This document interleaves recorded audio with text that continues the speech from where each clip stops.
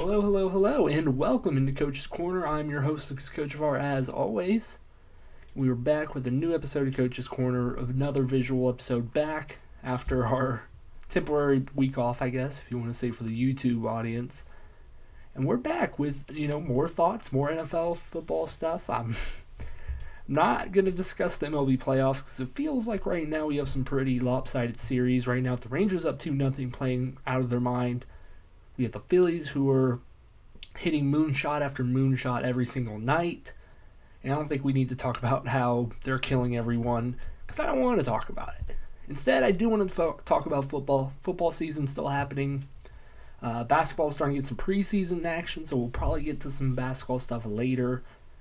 But for the time being, I feel like we have to talk some football. I mean, obviously that's what we have going on right now. And I do have my thought of the week, and, I've tried to keep it basically focused on a team or a player that I think is either shine or is not shining, I should say. But this week I want to focus on the whole totality of the NFL, the league itself, because it's not good. I think there's something about parity that I think a lot of people like. A lot of people really gravitate towards, and they're like, we want all of our teams to have equal opportunities. We want all of our teams, to have a shot at the Super Bowl. And I don't think we'll ever get that. I think, I don't think that we're in a position where we'll ever have parity on a week-to-week basis, because, there's always going to be 3 or 4 teams that are just separated from the rest. And I feel like an average NFL fan would be like, well, the NFL has parity right now, because all these games are really competitive. Anyone can win any week. We don't really have a true front runner, it feels like, that's winning every game, because we saw 2 upsets this past week with the Eagles and 49ers both losing. But let's be honest, we know those teams are really just waiting for the playoffs to start. But my problem comes with the term parity. I think is getting confused right now for a bad product. And it's not that the NFL is, losing ratings because it's bad, or it's because the NFL is always going to have the ratings. Football is king. You look at the top 100 sporting events, and 90% of it's going to be football related. But I think we've seen this year that the NFL is not good. And we know that they are the class of the class. We know they are the best league in the world. There's not really any alternatives that we can point to and be like, hey, these football leagues are better. These players are better. We know that the NFL has the best players, but right now it just feels like a slop fest. And I don't know if it's like a culmination of bad coaching that's coming together or bad quarterback play that's coming together, but it doesn't feel like on a week-to-week basis we're getting a cohesive football game from a lot of spots. Like the Chargers-Cowboys, which will definitely be one of the most highly rated games of the year, because Cowboys were in it. And that game wasn't good. Justin Herbert, who's supposed to be a top 5 potential quarterback, didn't play great ball. He missed open throws. We had multiple coaching gaffes with Mike McCarthy using timeouts when he didn't need to. It just wasn't it gets covered up as an exciting game because there was a chance at the end for the Chargers to win the game late. But I think on the whole, for an entire football game, it wasn't a good game. That's kind of how most of these games are getting covered up, as being the league is in such a good place, is because the games are close. There's not a debate about that. But the reason they're close is not because the teams are really competitive in a good fashion and they're playing good ball. The teams are close because they both are stinking it up in different facets of the game. And I think we can point to college football in a sense here where we know they're not better players, but the level of football is at least, competitive in a way that they're both playing really good. And I point to Oregon-Washington as the example for that. And we'll get to that type of game later. But that game was awesome on Saturday, and it was really competitive, and you saw great plays from both quarterbacks. Some coaching decisions being put into question, but I don't think they were bad decisions. The thought processes weren't bad per se. But, in the NFL right now, I don't think we're getting that quality. Like, we're not getting two teams that are high quality putting together a good game. We're getting two teams that are going together and putting together a low quality game. And it stinks because I want to see better football. Like, it just, of course, naturally, I want to see better football. But, like I said, I don't know what the disconnect is right now, but I don't think the NFL is a good product as we're talking about, because we'll get to these games later and I'll talk about them. Like, man, like, I'm trying to think. The AFC North was supposed to be a division where all four teams were supposed to be relatively competitive playoff teams. Point at the Bengals, they have one of the most marketable players in the league in Joe Burrow, Jamar Chase, and I mean they haven't been good. They just flat out have not been good. Burrow hasn't been the same Burrow, and they're just really, I think, widely disappointed, in their own play. You look to the Steelers, where it's supposed to be Kenny Pickett's resurgence of a year. The defense has one of the best defensive players all time in TJ Watt, and we're just not really getting, their offense is not doing enough to really highlight anything about the team, and no one really cares about them, and they're not winning games that they should. The Ravens, I mean, they have, like I said, one of the most remarkable athletes in the game at quarterback, and they just can't really. They're winning games in ugly fashions. Like, they're kicking 8 field goals for a game because, I mean, Justin Tucker's great, but it's like they should be a good team. And then the Browns, the Browns should be a playoff team, and they probably will be because their defense is so dang good, but their offense is almost unwatchable without Nick Chubb. It's like the game is just feels like uglier. And like I said, the close games are being hidden by the fact that, the teams are bad. And, both of them are bad in their own ways. And that's what's making the games close, and that's what's fooling, I think, a lot of people than thinking the NFL is good right now. But I'll be honest, I don't think it's that great. So that's my hard truth that I have to kind of come to terms with right now, and I'm figuring out I'm trying to figure out why the sport doesn't feel like it's good right now. And like I said, I don't know if it's the offenses are catching up to the defenses right now. And normally by now the offenses are humming. We have someone that's really good, but coaching decisions bad. Injury luck maybe, but I gotta say I'm not impressed by the NFL right now. So with that being said, transition over to some college football. I do want to talk some rankings. I don't know when we're getting the playoff stuff, because normally it's we get our, here's the top 4 teams for the playoff right now, and they kind of go through, and I'm curious what that will look like for the first time. But if I had to go ahead and rank a top 4 as we're speaking right now, I think my 4 would be, oh man, it's a lot harder when you sit down here and look at the points here. So, top 4, if I had to choose right now, I'd probably go Michigan. Just because, they've been dominant in all their wins. They haven't played anyone, but Georgia hasn't played that much better competition. I'd go Michigan 1. I'd go Ohio State 2, because they haven't had an impressive win against Notre Dame, and they are undefeated. I'd go Georgia 3. And I'd go Washington 4. And, Washington had the most impressive win this past week, beating Oregon. It was at home, obviously, but they beat Oregon. They'll be in line to beat a couple more teams that are really good in the Pac-12. Texas, for the longest, I think, had the most impressive win on the year, just going to Tuscaloosa and winning that game. I think Oklahoma and Washington have cases for the best win of the year right now. With Oklahoma's win over Texas, obviously, and with Washington's win over Oregon. Florida State is an interesting case, but I don't think the strength of their conference is enough to, propel them to, where they're sitting now. I don't think they have that signature win unless you want to count Clemson, but frankly, I don't. So, right now, that's how I have it. If I had to list of 4, Michigan, Ohio State, Georgia, and Washington, with my first 2 out being Florida State and Oklahoma. I think that's a safe bet. Obviously, we'll get movement with that potentially this week with Ohio State and Penn State playing. Obviously, I'll tell you about that, how I feel about that. But for the time being, heading into this week, if I had to rank the top 4, that's what I'd probably do.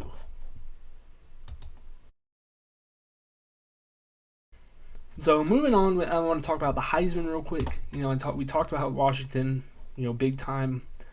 Who's the front runner? Michael Penix Jr. from Washington obviously had his, if you had to say Heisman moment, it would be against Oregon in that final drive. He was sensational there, kind of really carried the team, put him on his back, and made 2 big-time throws, which you could argue the receiver made better catches than he did throws, but still, good stuff. And if we had to look at some of these other names on the board, Dylan Gabriel, J.J. McCarthy, Jaden Daniels, Jordan Travis, I don't hate any of those guys. Those guys are having great years. J.J. McCarthy, I think, is interesting to potentially, sneak in and try and steal the Heisman just because, he's playing really good ball. And I'm not even a big J.J. McCarthy guy, but, he's done, some good work, on the run, especially, I think, throwing the ball and, holding steady for a Michigan team that's really needed him to step up, and he has. Drake May, obviously big-time draft prospect. Bo Nix saw his chances, I think, take a big hit when they lost to Washington. Caleb Williams also, when they got blown out by Notre Dame this past week, that was, I think, killer to his hopes because 3 interceptions. He didn't even look good when they were losing, so. Then I think we get your long shots here with Beck, Corum, Ewers, Kyle McCord, Jalen Milroe, a lot more, let's see what happens, but I think Michael Penix Jr. does have to be the favorite right now at Washington. But I am super interested why Gabriel is up here. But I think he's been fine. I think he's been good, but I don't know if he's been better than literally everyone on this list. Maybe I would slide him above Caleb Williams, and that's really about as far I'm willing to go with Gabriel. But either way, that's what we're going to do. That's going to cover it for most of my other thoughts with the college football stuff that we have as of right today. But we do have to talk some bets. We do have to talk about this last week. I went under 500. That was not a great showing for me. I really expected better from this weekend. Just not the standard that I like, not what I love to show off. Some bad beats here, especially. So let's go through them. West Virginia minus 2.5 at Houston. They had that with literally a Hail Mary left, and a Hail Mary happened, and we lost that West Virginia at Houston bet very tragically. That was a heartbreaker. Iowa plus 9.5. That was a ridiculous number to begin with. Iowa went on the road and won against Wisconsin. Mizzou plus 2.5 at Kentucky. That was going to be nervous at first, I thought, but then Mizzou just kind of manhandled Kentucky. USF minus 2.5 against FAU. I'm sorry, FAU. I'm sorry I ever doubted you, but you did prove me wrong. They routed USF. USF is shocking. They were minus 2.5 instead of plus 2.5. The way they got blown out, 49-14. Troy minus 4.5 at Army. They kind of handled them. I think 19-0. I think was the score, so not a crazy one there. But Washington minus 2.5 against Oregon. I kind of rode with Washington there the whole way, and they proved me right. Barely at the end there, but they proved me right. Arizona at Wazoo. Arizona covered their point, or it was over in 59.5. Arizona did their part in this. Wazoo did not show up.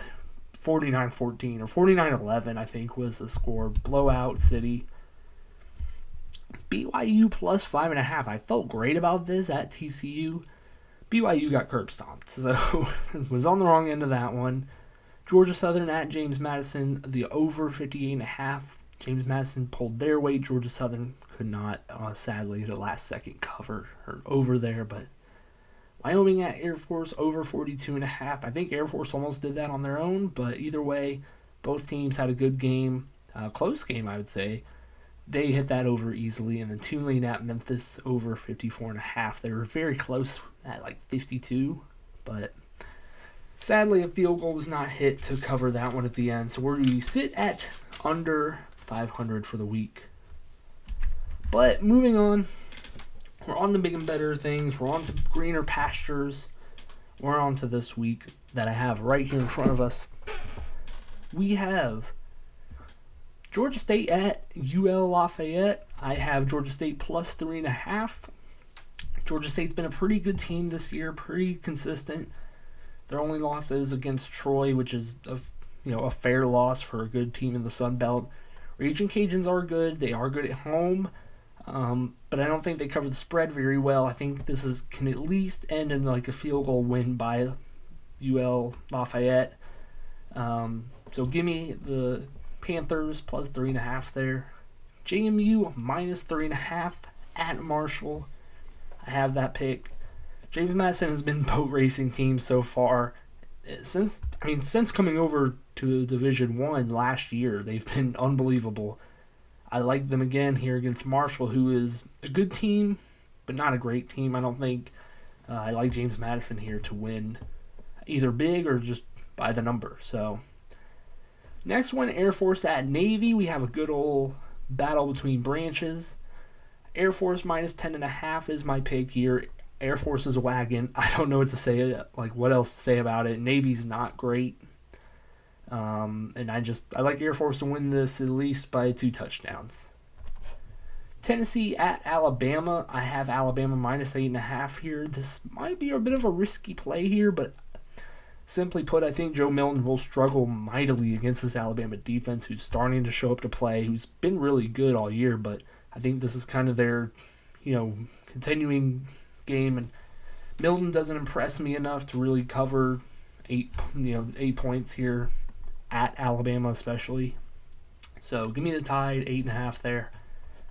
Toledo at Miami, Ohio. This is a very sneaky, awesome game. Both 6-1. I'm just now noticing that Miami, Ohio is 6-1 against the spread compared to Toledo's 2-5. So call this a switch here. We're going to go for Miami, Ohio plus 2.5.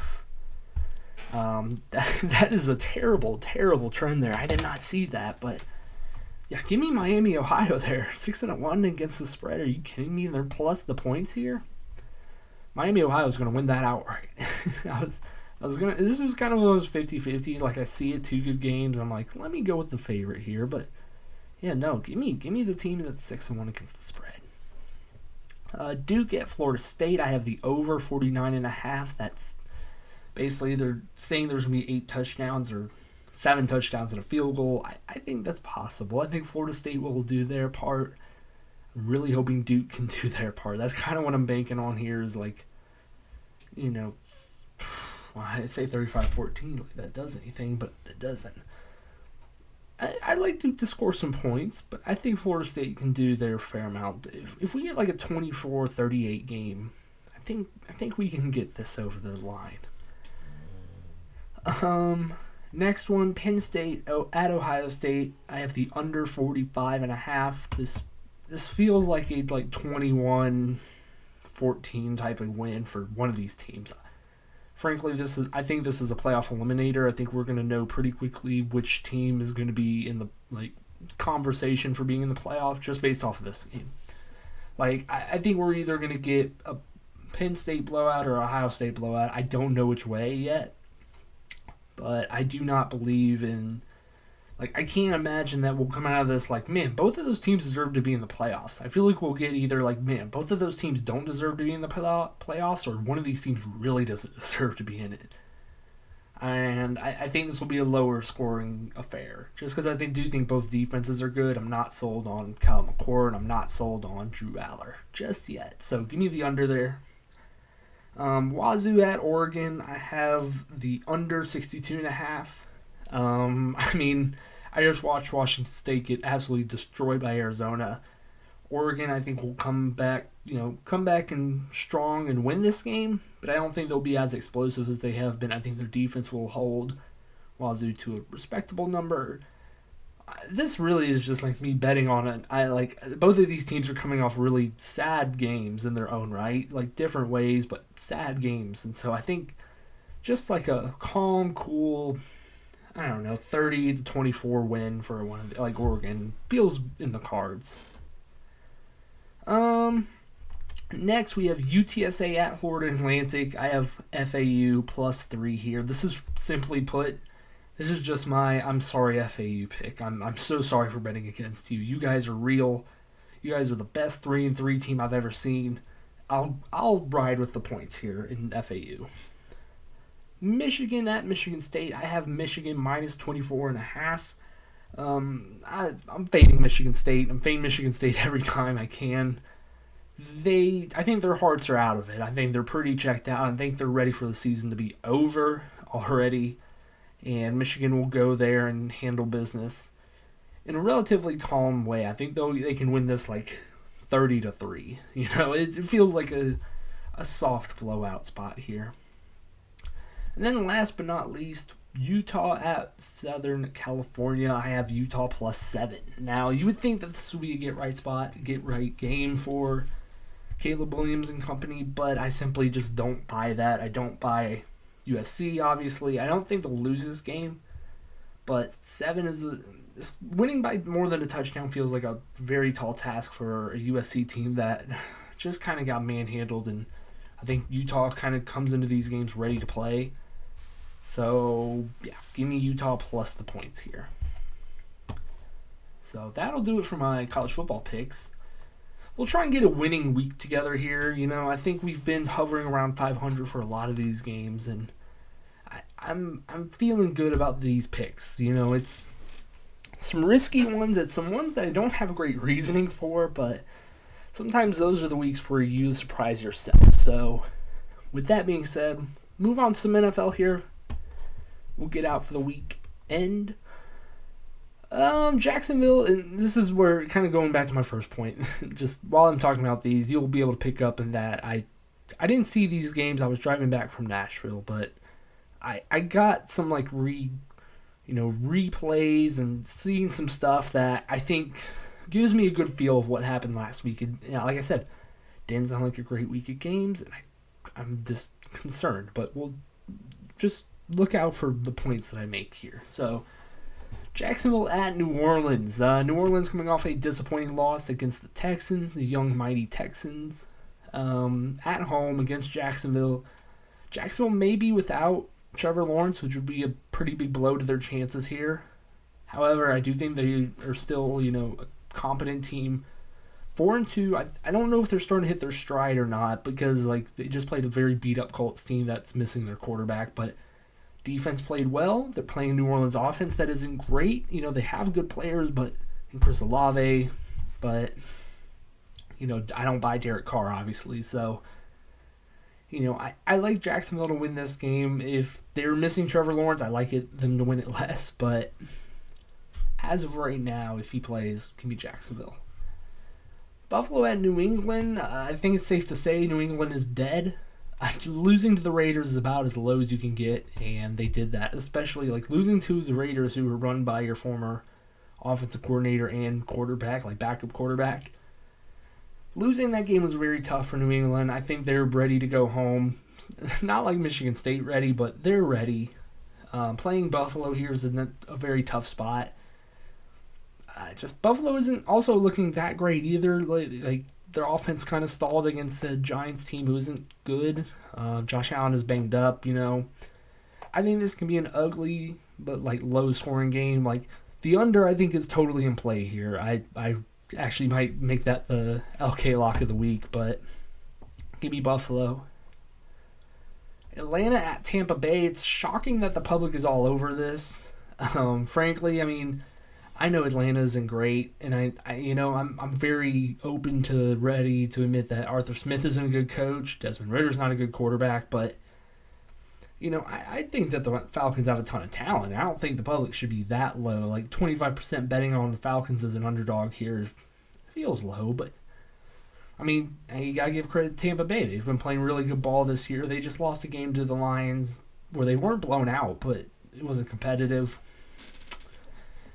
Give me the Falcons to win on the road here. I think this is a good test for both teams to really see who's going to be, the NFC South team that will make the leap, because I think it's fair to say the Panthers are dead.